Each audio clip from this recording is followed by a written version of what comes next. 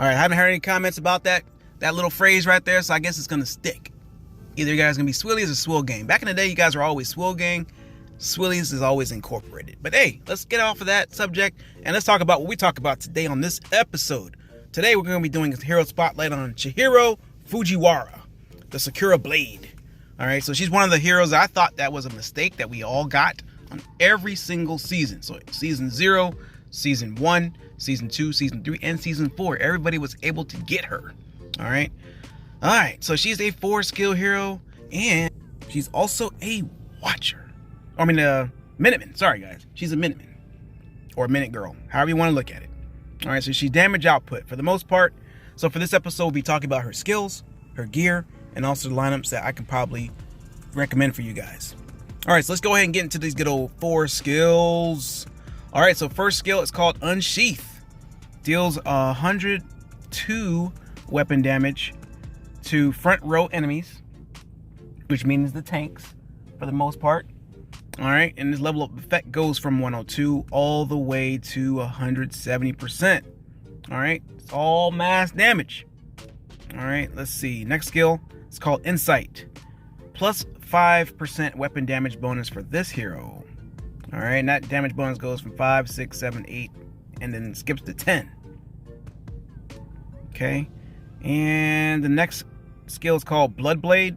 When dealing damage, makes the target bleed and deals 12.5 weapon damage for the first 2 rounds. So this is going to be giving you some good bleed damage. So if you want to pair her with anyone else that gives bleed damage, or anyone else that has any kind of AoE or anything like that, she is probably going to help out with that. So that's going to be like mass damage or maximum damage, damage over time. Okay, that is actually pretty good. That's a good sustain, and it lasts for 2 rounds. So most of these skills, whenever they have some type of negative effect on the heroes, it's going to last about 2 rounds, and I think that's pretty decent. Okay, I'm not like sold on her 100%, but she is actually pretty decent.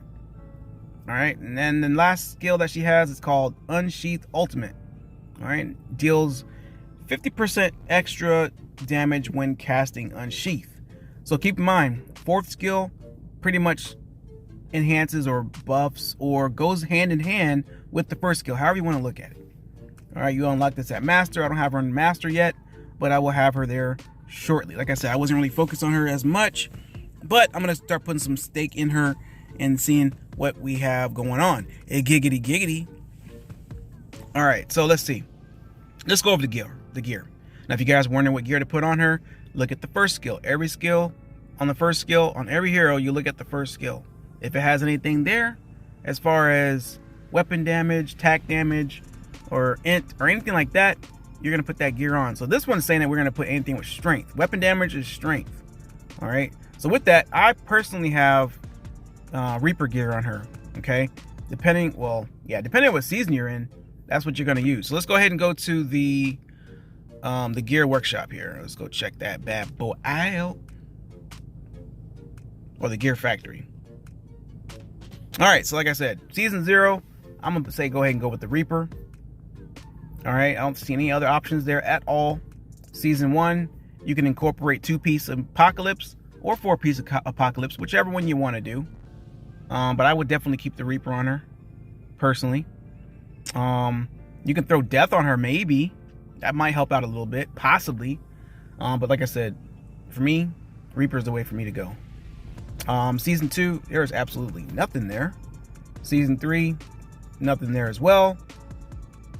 Season 4, you can maybe put on the mental control, and that's about it. But honestly, Reaper I think is the best one. As long as you get the best gear, level it out, you should be good to go. Any hero you get, guys, there's not like a, oh my god, this is the best hero. That's not the case. All right, so let's talk about some lineups here, or the lineup that I use. All right, so I have her on my low account right here. This is what I'm using her on. You can copy if you want.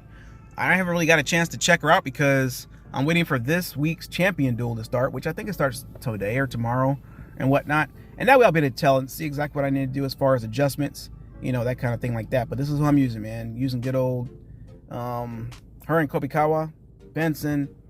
I'm using Mira. I'm using Roger. Okay, this is my non-level up squad. So I want to see what we can do with the non-level up squad, and then I can see what I need to do looking at all the replays, if this is actually viable or not. Okay, Definitely, I think Roger is a good mix with her. All the heroes I got in this squad are pretty much a good mix with her.